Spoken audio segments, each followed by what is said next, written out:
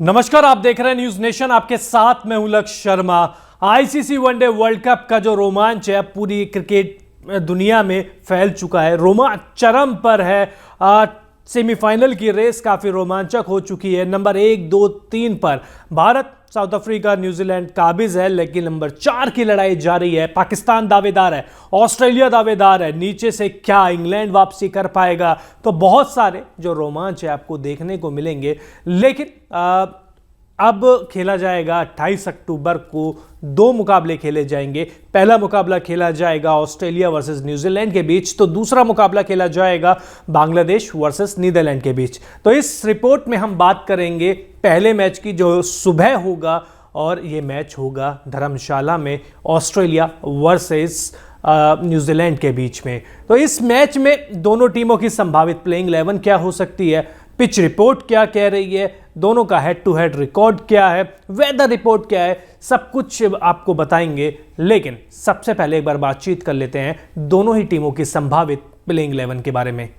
अगर न्यूजीलैंड की बात करें तो Devon Conway, Will Young, Sachin Ravindra, Daryl Mitchell, Tom Latham, Glenn Phillips, Mark Chapman, Mitchell Santner, Matt Henry, Lockie Ferguson और Trent Boult. यह है न्यूजीलैंड की संभावित प्लेइंग 11।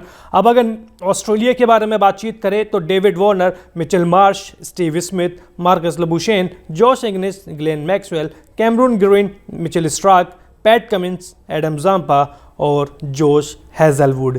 तो दोनों टीमों की संभावित प्लेइंग 11 बताई। अब आपको बता देते हैं पिच रिपोर्ट भी, क्योंकि पिच रिपोर्ट के हिसाब से ही सारी चीज़ें आपको पता चलेगी कि कौन सी टीम मजबूत दिख रही है, किसके पास जा क्या ताकत है। तो चलिए बात करते हैं। धर्मशाला की जो पिच है वो बल्लेबाजों के लिए मददगार है। हालांकि शुरुआत में यहाँ तेज़ गेंदबाजों को मदद ज़रूर मिलती है, लेकिन अगर बल्लेबाज सेट हो जाए तो वह आसानी से रन बना सकता है। वहीं स्पिनर्स को ज़्यादा तो नहीं, लेकिन हल्की मदद मिल सकती है। कुल मिलाकर कहें तो ये पिच बल्लेबाजों के लिए अनुकूल है, आपको बड़ा स्कोर बनता हुआ दिखाई दे सकता है। अब आपको पिच रिपोर्ट भी बताई, अब आपको दोनों टीमों की संभावित प्लेइंग 11 भी बताई, तब आपको हेड टू हेड रिकॉर्ड बता देते हैं ऑस्ट्रेलिया और न्यूजीलैंड का। तो कुल मैच हुए हैं दोनों टीमों के बीच में 141। ऑस्ट्रेलिया ने जीते हैं 95, न्यूजीलैंड ने जीते हैं 39, और जो जिनका नतीजा नहीं निकला वो मैच रहे हैं 7। तो देखिए गैप बहुत ज़्यादा बड़ा है। 95, 39 बहुत बड़ा गैप है। लेकिन न्यूजीलैंड की टीम इस समय अलग फॉर्म में खेल रही है, वहीं ऑस्ट्रेलिया की हालत थोड़ी सी खस्ता है, क्योंकि जिस चीज़ के लिए वो जानी जाती है वो अभी तक प्रदर्शन कर नहीं पाई है।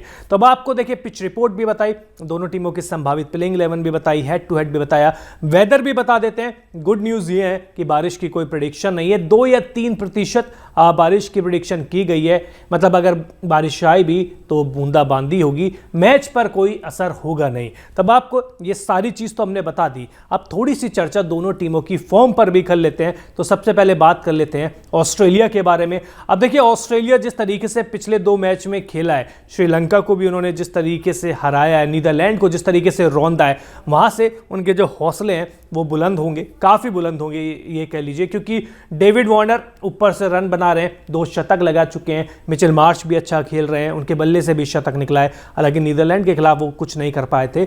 इसके बाद स्टीव स्मिथ, जो इस टीम की सबसे कमज़ोर कड़ी थी नीदरलैंड के खिलाफ, उनके भी बल्ले से रन निकले हैं। 71 रन उन्होंने बनाए थे। फिर लबुशेन आते हैं, वो भी रन बना रहे हैं। तो अब ये बात है कि अगर ट्रेविस हेड आएंगे तो किसकी जगह आएंगे, एक सवाल ये है। इसके बाद जब मैक्सवेल ने पिछले मैच में 40 गेंद पे शतक ठोक दिया, तो उसके बाद जो ऑस्ट्रेलिया का खेमा है वो पूरी तरीके से संतुष्ट हो गया कि अब हमारी टीम खासकर बल्लेबाजी में पूरी तरीके से संतुलित हो चुकी है, पूरी तरीके से फॉर्म में आ चुकी है, क्योंकि इंग्लिश भी ठीक ठाक बल्लेबाजी कर रहे हैं, अर्धशतक लगा चुके हैं टूर्नामेंट में, और विकेट कीपिंग भी अच्छी कर रहे हैं। तो बल्लेबाजी में तो कोई दिक्कत है नहीं। हाँ, मार्कस स्टोइनिस को देखना होगा कि किस रोल के लिए उनको बुलाया गया है, क्योंकि गेंदबाजी ठीक ठाक हो रही है लेकिन बल्लेबाजी में काफ़ी स्ट्रगल कर रहे हैं, तो ये चीज़ आपको देखनी पड़ेगी। वहीं गेंदबाजी की बात करें तो मिचेल स्टार्क फॉर्म में आ चुके हैं। हेजलवुड ने भी अच्छी गेंदबाजी करी है, नीदरलैंड के खिलाफ हो चाहे श्रीलंका के खिलाफ हो। लेकिन जब गेंदबाजी की बात होगी तो इस टीम के सबसे बड़े मैच विनर, खासकर इस टूर्नामेंट में,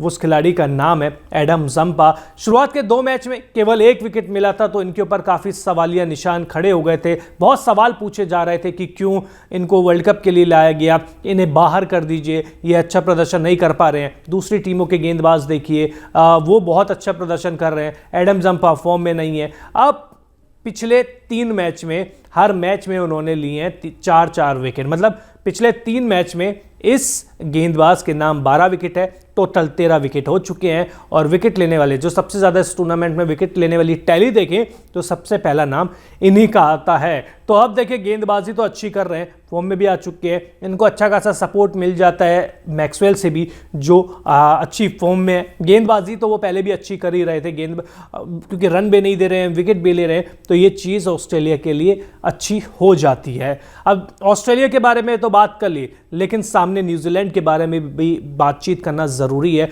क्योंकि न्यूजीलैंड इस वर्ल्ड कप में बिल्कुल अलग टीम बन के खेल रहा है। इस टीम में केन विलियमसन सिर्फ 1 मैच खेले हैं, उसके बावजूद जिस तरीके का प्रदर्शन ये टीम कर रही है वो काबिल तारीफ है। शुरुआत से करते हैं कि कॉनवे जिस तरीके से पारी को बनाते हैं, और यंग जिस तरीके से अपनी पारी को, वो कहते हैं ना कि पूरा पेस करते हुए, जब अटैक की ज़रूरत होती है तो अटैक करते हैं, जब संभल कर खेलने की ज़रूरत होती है तो संभल कर। और वैसे कॉनवे को जब से शतक आया उसके बाद कोई बड़ी पारी देखने को नहीं मिली है, तो उम्मीद करेंगे कि ऑस्ट्रेलिया के खिलाफ वो बड़ी पारी आ जाए। इसके बाद देखिए यंग आते हैं, लेकिन इस वर्ल्ड कप में न केवल न्यूजीलैंड के लिए बल्कि वर्ल्ड क्रिकेट के लिए जो सबसे बड़ी खोज बनकर आए हैं, इस खिलाड़ी का नाम है सचिन रविंद्र। भारत के मूल के ही हैं, गेंदबाजी में तो कमाल पहले से करते आए हैं, डोमेस्टिक में भी अच्छा प्रदर्शन करते थे, लेकिन जिस हिसाब से बल्लेबाजी में इन्होंने खुद को दिखाया है, दुनिया को प्रदर्शन करते हुए इन्होंने दिखाया है कि इनमें कितना दम है।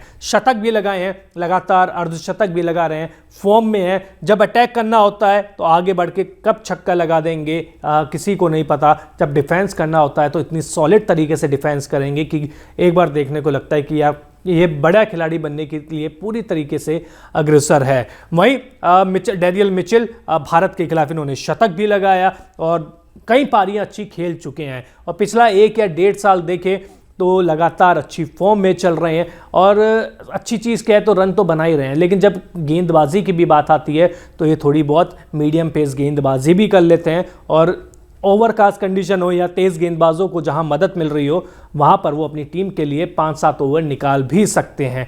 इसके बाद देखिए टॉम लाथम उस तरीके का बल्लेबाजी के रूप में तो अच्छा प्रदर्शन नहीं कर पाए हैं एक बल्लेबाज के रूप में। कप्तानी बेहद शानदार रही है, बॉलिंग चेंजेस हो कब कैसे चेंजेस करने हैं, कीपिंग भी अच्छी रही है, DRS अच्छे तरीके से लिए हैं, लेकिन अब लाथम को ये समझना होगा कि एक बल्लेबाज के तौर पर भी उनको थोड़ा सा और आगे बढ़ना होगा। जब जो स्टार्ट मिल रहे हैं, स्टार्ट क्योंकि इनको मिल रहे हैं, स्टार्ट मिल रहे हैं, उसको बड़ी पारी में इनको कन्वर्ट करना पड़ेगा, क्योंकि टॉप ऑर्डर एक भी दिन फेल हुआ तो सारी की सारी जिम्मेदारी इन्हीं के ऊपर आएगी। इसके बाद चैपमैन भी अच्छी बल्लेबाजी कर रहे हैं, ग्लेन फिलिप्स छोटी छोटी लेकिन उपयोगी पारी ज़रूर खेल रहे हैं। गेंदबाजी की बात करें, मिचेल सेंटनर लास्ट के अंतिम ओवर्स में आते हैं, धुनाई भी कर जाते हैं, और जब खुद की गेंदबाजी आती है तो रन भी नहीं देते हैं। बिल्कुल मतलब ये उल्टा समझ लीजिए, खुद आते हैं तो कम बॉल पे ज़्यादा रन मारते हैं और गेंदबाजी कराते हैं तो इकोनॉमी इनकी बेहद शानदार रहती है। वहीं तेज़ गेंदबाजी की बात करें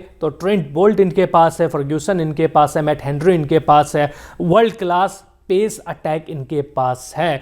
और अब तो धर्मशाला में काफ़ी मैच खेल भी चुके हैं, तो धर्मशाला का जो वेदर है, कंडीशंस है, पिच का मिजाज है, वो ये बहुत अच्छी तरीके से जान भी गए होंगे, और अब तो होम ग्राउंड से आप बोल सकते हैं। तो अब आपको दोनों टीमों की संभावित प्लेइंग 11 बताई, पिच रिपोर्ट भी आपको बता दी, आपको बता दिया दोनों टीमों की ताकत क्या है, कमजोरी क्या है, हेड टू हेड भी बता दिया। अब हेड टू हेड भले ही ऑस्ट्रेलिया इसमें बहुत आगे हैं, लेकिन करंट फॉर्म देखे, इस मैच का सिनेरियो देखे तो न्यूजीलैंड की टीम थोड़ी सी जो ऑस्ट्रेलिया से आगे बढ़ती हुई दिख रही है। तो अब आप बताइए कि क्या आप हमारी इस रिपोर्ट से सहमत है?